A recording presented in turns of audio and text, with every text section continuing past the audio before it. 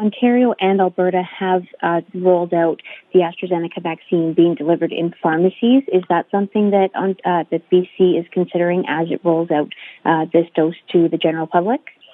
Yes, absolutely.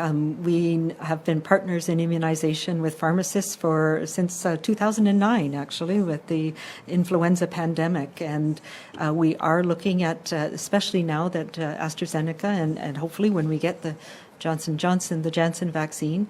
These are fridge-stable vaccines, so that means we can use them in much more targeted and tailored ways, and we don't need special equipment.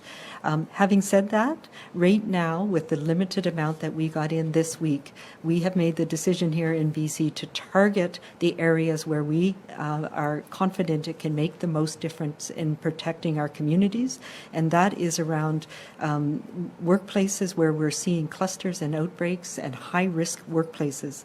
I mentioned earlier that that we have a team that's been working on trying to understand what measures need to be in place in workplaces that lead to outbreaks, and some of them where we've seen large outbreaks are in places like food processing, where people have to work quite closely together, where wearing PPE can be awkward and it can get messed up with the types of activities you're doing, where barriers are not easy, and also where people may not have the agency to not go into work when they're feeling ill because they need to work to support their families. They may live in group accommodation settings in some places, or multi-generational large family homes. So these are the places where we know outbreaks right now are spilling over into our community and causing clusters and outbreaks in other settings in the community and in homes and families. So we are targeting the initial doses that we have to those settings, and pharmacists are partnering with us in some places. It is we've created a list of criteria with the medical health officers around the province.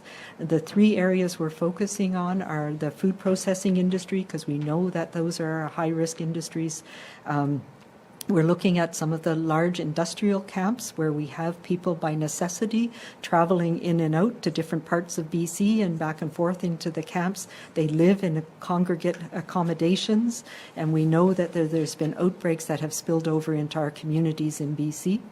And also some of the farm operations and nurseries where we also have workers who are living in crowded accommodations, including our temporary farm workers. So that's our focus right now, and we'll be using a number of different means to immunize people in those settings, and we are confident that that will help us protect our communities as well as those workplaces and the people the workers in those workplaces at the same time. So that's our strategy for the first part, and then we'll be looking at, as we are expecting more of the vaccine in April, we'll be looking at how do we roll it out from there, and that's what the committee is providing advice to us on in the coming days.